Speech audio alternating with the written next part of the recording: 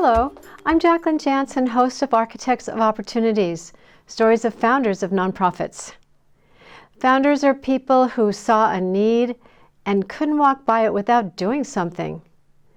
They designed a future and got their friends to help make a solution for the community and not for profit.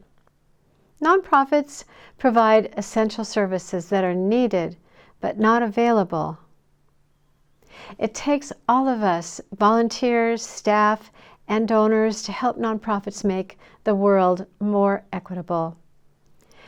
As founders tell their stories, when you see a mission that you can say, "This matters to me," get involved or take the next step. Thank you for watching Architects of Opportunities. We hope you are inspired to support your community through nonprofits. Hello. Nice to have you here, Yeah, Jacqueline. thank you. Welcome to, and thank you so much for joining us. And I'd like to introduce Dr. Tom Peters, the president of Marin Community Foundation. So we're going to talk today about the founder of all of your good work, Beryl Buck, and a little bit about the Community Foundation and some of the organizations you support. Great. So I've read the history and fallen in love with her and her husband and what they did, but from your own voice, could we hear from you, Tom, about it? Well, Dr. and Mrs. Buck really established an incredible legacy and a very unusual legacy in that they left the bulk of their estate to the community itself. I mean, they cared for and made some distribution to members of their family and a few others, but the bulk of the gift was to the people of Marin County. And as long as I've been in this job, and I've talked with many people in my equivalent position across the country, this is a very, very unusual gift. And in fact, it's even unusual here at the Marin Community Foundation now that we've grown from that founding initial gift to over 500 families. It's still the case that Dr. and Mrs. Buck's designation that all of their charitable resources be directed to a single community is quite an anomaly and quite a testament to their love of Marin. And they lived here most of their married life. I think you have some history about how they met. Yes, indeed. Dr. Buck was a medical professor at UCSF for 30 plus years. Mrs. Buck was trained as a nurse. But how they met was over the train tracks in Oakland. It was a streetcar accident. Nothing horrendous, but there were a couple of injuries involved, and Dr. Buck stepped forward to offer some interim help. And Mrs. Buck was there. I don't know the exact details of it, but bells must have rung. Yeah, and they lived in Ross for many years. I did not know Dr. and Mrs. Buck, but happily I know all the members of their family. Their nephew, whom they raised in Ross as their son, and he was an initial trustee of the foundation. His son was a trustee for several years, and now his grandson is on our Buck Family Fund board as well. I've known other members of the Buck Hamilton family and feel that through them and through their encouragement over the years, I feel like I know Dr. and Mrs. Buck in a way that I wouldn't just by reading about them. Well, that's what we hope to do with this segment, is let people know a little bit about them, that it's a family affair and continues to be, yes, doesn't it? Indeed, indeed.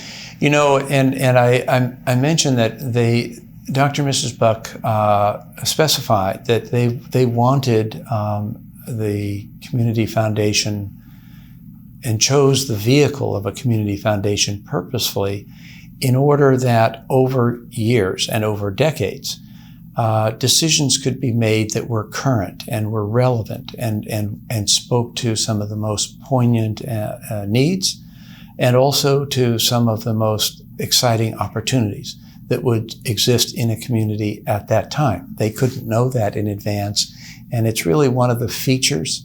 I'm always proud to cite it to other families that are wondering about establishing a fund for their philanthropic interests here at the foundation, and it's a great example of people who passionately were devoted to their local community and wanting to bring both care and sustenance to individuals who were in need, but also wanted to bring repute and reputation to Marin County for taking advantage or making opportunities.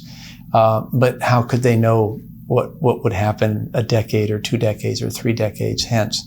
And so using the mechanism of a community foundation where actually representatives of the community are just drawn from the community. I mean, they don't report to anybody, they don't represent anybody, but they are members of the local community, come together and use their best judgment to say what is most opportune, what is the way to honor the founding spirit that Dr. and Mrs. Buck left the gift to exemplify, and I'm very proud of the succession of boards of trustees that have taken up this responsibility.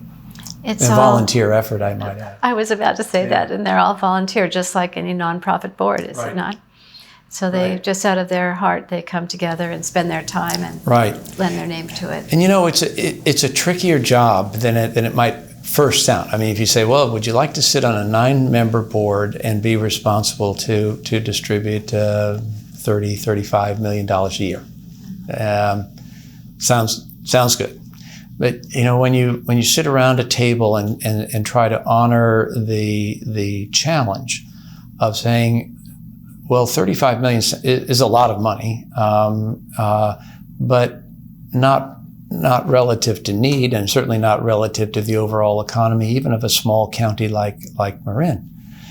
So what are the needs? What are the areas of focus? Where can you put those philanthropic dollars where there's real impact and there's real leverage to change for the better individual and family lives? And that makes the task more challenging. It's more rewarding to think about it in those terms, but it's also more challenging because by definition, it means also having to say, well, these are the areas of focus, and many other very, very good projects and good works are not. And that must be difficult. I believe that the group came together a few years ago and set 4 or 5 objectives for funding. Can you tell us what those are? Right. Well, they would be recognizable as main themes of community life: education, healthcare, economic opportunity is a large overarching theme, and environment. So those 4 main areas: education, health and aging, economic opportunity, and environment are the major themes. Within that, there are 2 or 3 particular strategic initiatives within each of those buckets, 2, 3, 4, depending, to really sharpen the impact and deepen the investment in certain areas. Okay, and so then the founders set this up, and then families now are coming around to invest and put their philanthropic dollars in this, and they choose, in my understanding, who they would like to, what nonprofits they'd like to donate to. Yes. It's really it's a different side of the house in that way, in that Dr. and Mrs. Buck, clearly deceased for many years, designated the foundation's board to act in their stead to make these prioritization decisions. the other 500 families that now have brought their resources and their dreams and their passions and interests, we set up individual family accounts for each one. Mm-hmm. And in nearly every instance, the engagement is with a family, sometimes then with successors within the family, mm-hmm. Children or grandchildren. Sometimes it's very close friends or business associates, but that somebody is giving us their best thought about where they would like to see those particular resources directed. And in that instance, and in all of those instances, that decision is something that we honor by discussion with the families, and we make distributions here in Marin, throughout the Bay Area and the country, and even internationally. Mm. So it's really quite an honor to assist it's 500 dream locales that make up the funds of the Marin Community Foundation. So really, when you think about it, when you're giving funds and making the world work for people, you're really bringing peace internationally in some ways. We hope so, and trying so. I mean, I really stress that I'm proud of the fact that the families involved know that these are, in the grand scheme of things, in the real world scheme of things, these are small contributions. Mm-hmm. Even when we make hundreds of thousands of dollars in any single grant, it's relatively small. But it's with passion, it's with focus, it's with a desire mm-hmm. to contribute to peace or well-being. Mm-hmm. And also a big theme, both within our decision-making for Buck Trust funds, as well as in our interaction with these independent families. A very major theme is equity and seeking to establish some rebalancing, some slight rebalancing to equity of life, equity of opportunity, especially for youngsters who, by virtue of language or color or circumstance, are needing an extra helping hand to get started and to get to an independent life. Well, we certainly see that in Marin. We have so many programs that the Marin Community Foundation contributes to that affect kids getting into college, people mm-hmm. of color, and people of low means, and disabilities. And it's a remarkable thing. How would you characterize the impact that these funds have had on Marin in particular? Mm-hmm. Well, one of my favorites would be to cite the largest investment that we make in community programs here is to an organization called 10,000 Degrees. Mm-hmm. Used to be known as Marin Education Fund, but now goes by 10,000 Degrees, and it's really focused on access to college and success in college. Mm-hmm. And that oftentimes starts in not only in high school but in grade school, in terms of building the first and foremost the dream, to get that spark, and to reassure youngsters mm-hmm. and their families that in fact the dream of college is an accessible dream, mm-hmm. And that there are programs. We're proud to be supporting one sector, but there are numerous scores and scores of scholarships and other assists for young people of desire to educate themselves, and also of need for extra assistance. So if I had to focus on one thing in Marin, I would want to have, and they would fill a parking lot, a huge parking lot, uh-huh. Shoulder to shoulder, of the number of children, I've known them over 20 years period, who have gone off to college every college, every state of the union, and have gotten a chance to get launched into their career, into their independent lives, numbering in the thousands.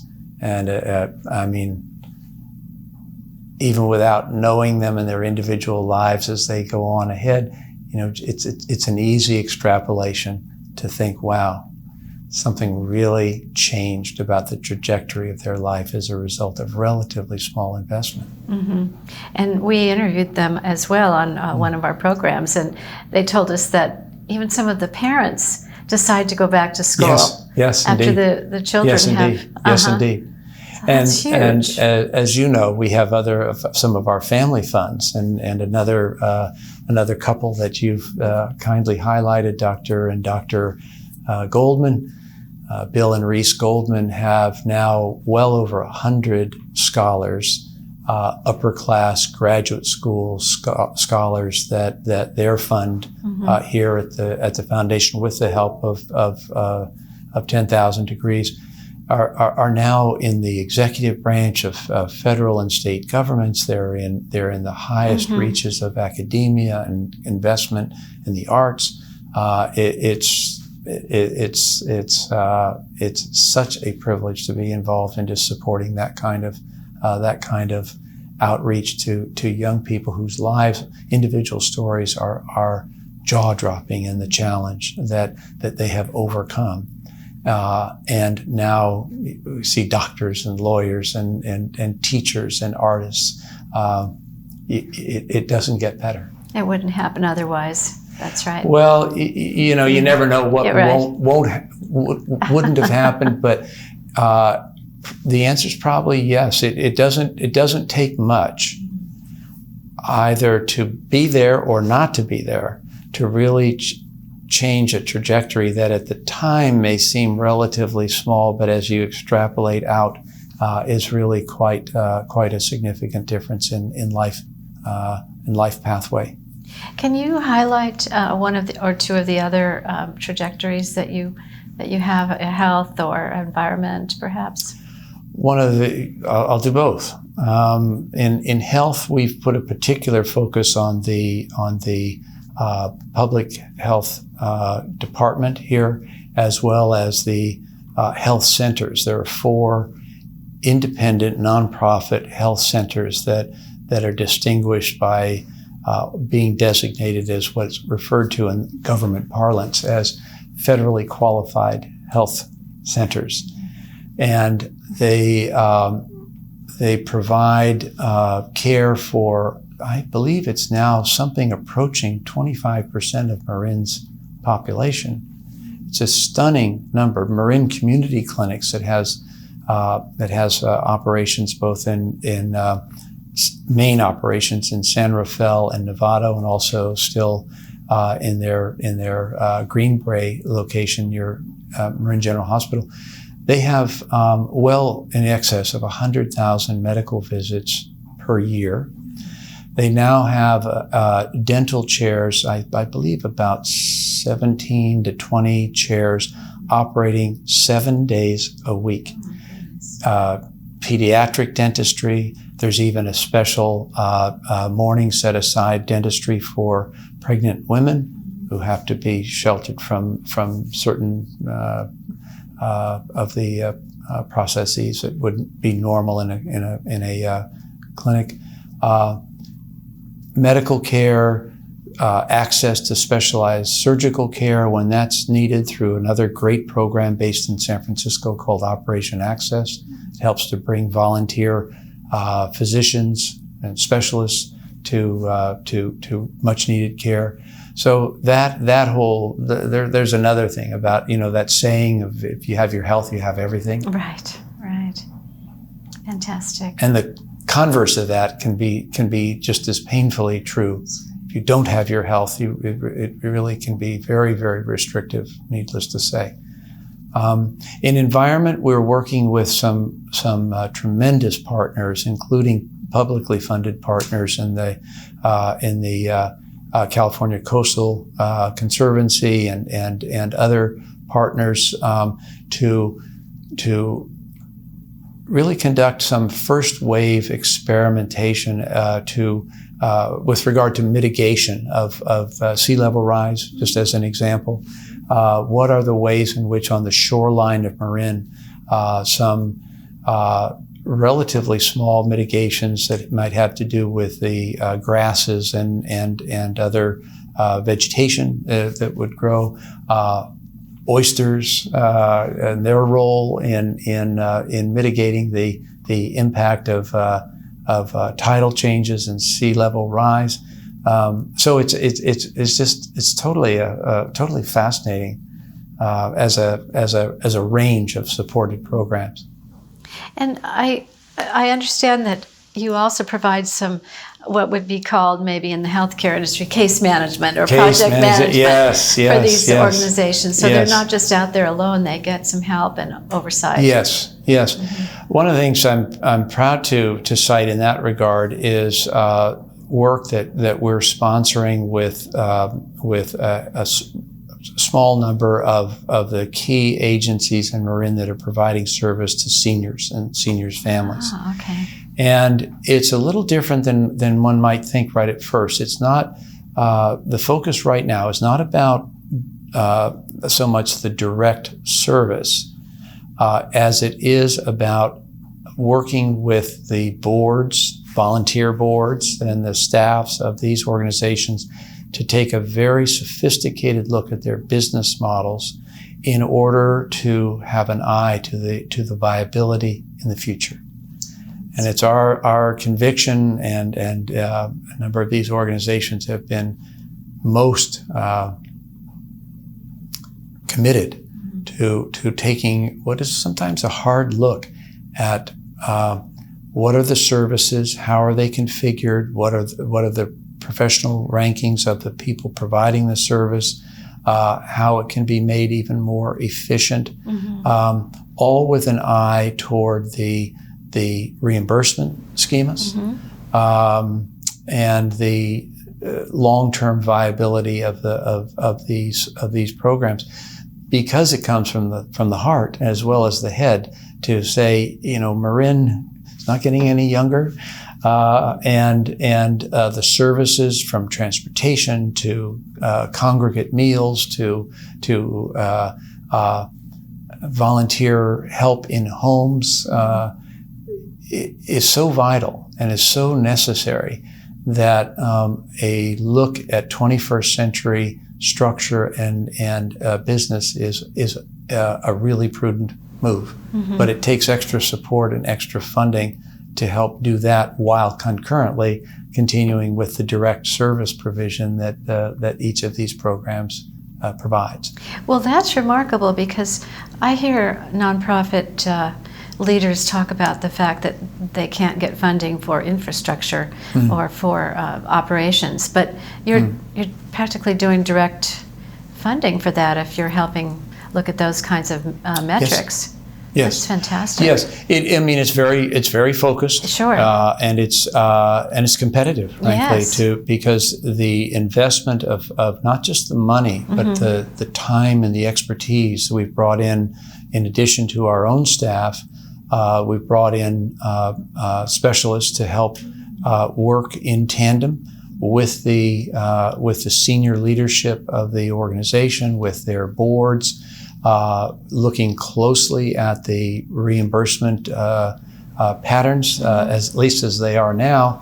Who knows what the future holds? But there all the more reason to support organizations to be clear and accurate with regard to their costs and their revenues and the linkage between those, in order to carry out the mission and the purpose of the organization, which is to help independent living for seniors as long as is feasible.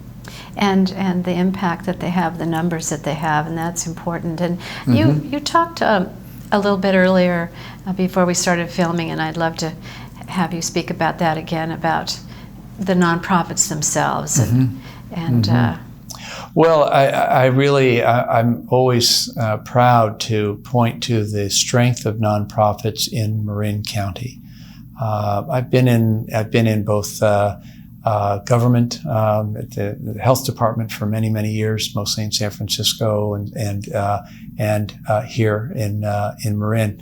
So over a number of years, I've learned a lot about many organizations, nonprofit organizations. I have the greatest respect for the fact that each one is at the center is a flame, is a spirit of wanting to make something better, and then the fact that it draws in a considerable amount of volunteer support. I mean, in the form of boards and of contributions and of time, volunteer time that people give to start and maintain a nonprofit, and then to get into a position to be able to hire the professional folks that are needed to carry out this or that mission. I've had over the years people say, well, doesn't Marin have too many nonprofits? You hear that. It's almost like some sort of trope. Doesn't Marin have too many nonprofits? Well, of course, there's always, you could always pick it one place or another and say, well, is there duplication, overlap? But generally speaking, the answer is no. And they say, well, yeah, but hasn't it grown? Because of the Marin Community Foundation, and specifically because of the legacy that Dr. and Mrs. Buck left, hasn't that really fostered just a proliferation of nonprofit organizations? Again, the answer is quite simply and plainly no.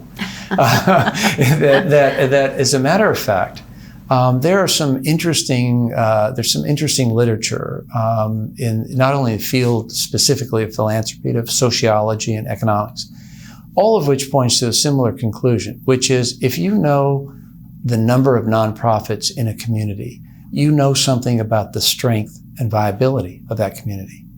And it's a positive correlation. Mm-hmm. It's not something to worry or fret about. Uh-huh. It's something to be proud about. And I think you can look at this community in Marin, and you've been kind enough to highlight the work of so many different organizations across a broad spectrum of individual and family and community life. How could you possibly look at that and say, well, this is a problem? We are blessed. We are fortunate to have such strength and such commitment by so many people that volunteer and commit their professional life to this work. Well, that is true, because these are people that see something that could be better. Yeah. And they can't walk by and not do something about it. That's right. Yeah, that's right. And I think that's been a theme, I know, of your interviews and highlighting of organizations. And I think I'm so glad you're doing it, because I think for an awful lot of people, they almost want to pat nonprofits on the head. It's like, and yet it's the third major element of the community. We have government, we have the private sector, and the nonprofit sector is clearly that third element of a vibrant and strong economy and a vibrant and strong social net. Well, it's why we love living in Marin. Yes. We all do. we made a recommitment to stay right here over the next few years in particular. Well, thank you, Dr. Peters. It's a pleasure to talk with you. Really appreciate your time. Thank you so much. You're welcome.